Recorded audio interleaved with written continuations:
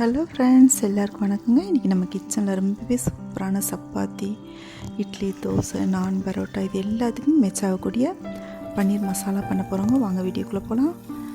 இந்த பன்னீர் மசாலா நம்ம மசாலாவில் பன்னீர் மேக்னேட் பண்ணி செய்ய போகிறோம். அது ரொம்பவே டேஸ்டியாக இருக்குங்க.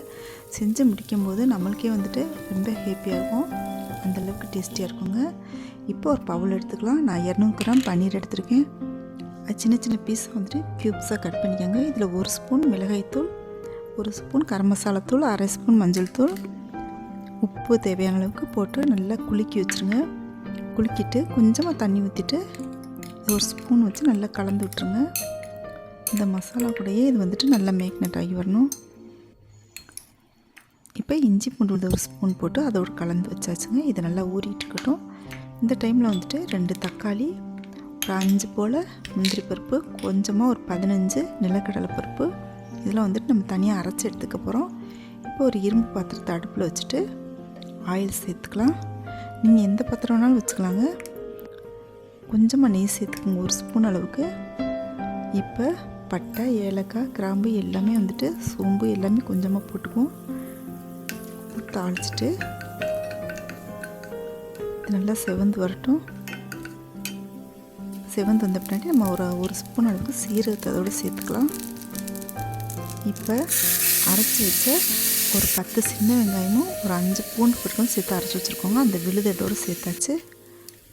இப்போ அரை ஸ்பூன் மிளகாய்த்தூள், 1 ஸ்பூன் சீரகத்தூள்,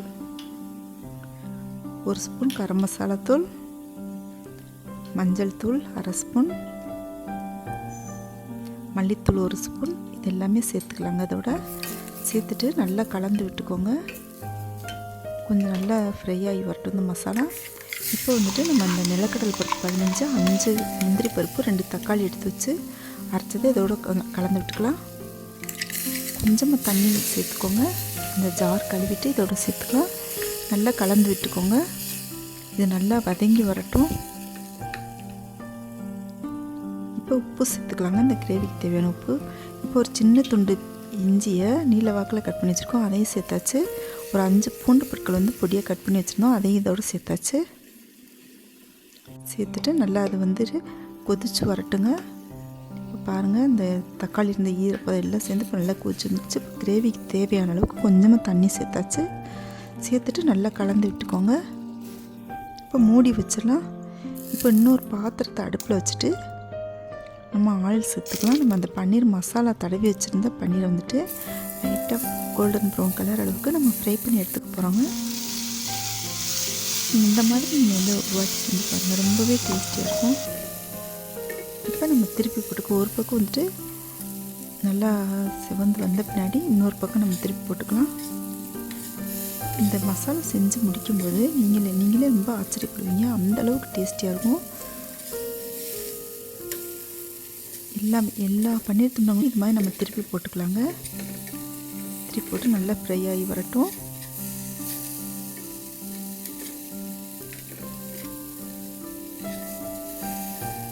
பன்னீரில் நிறைய வெரைட்டி செய்யலாங்க.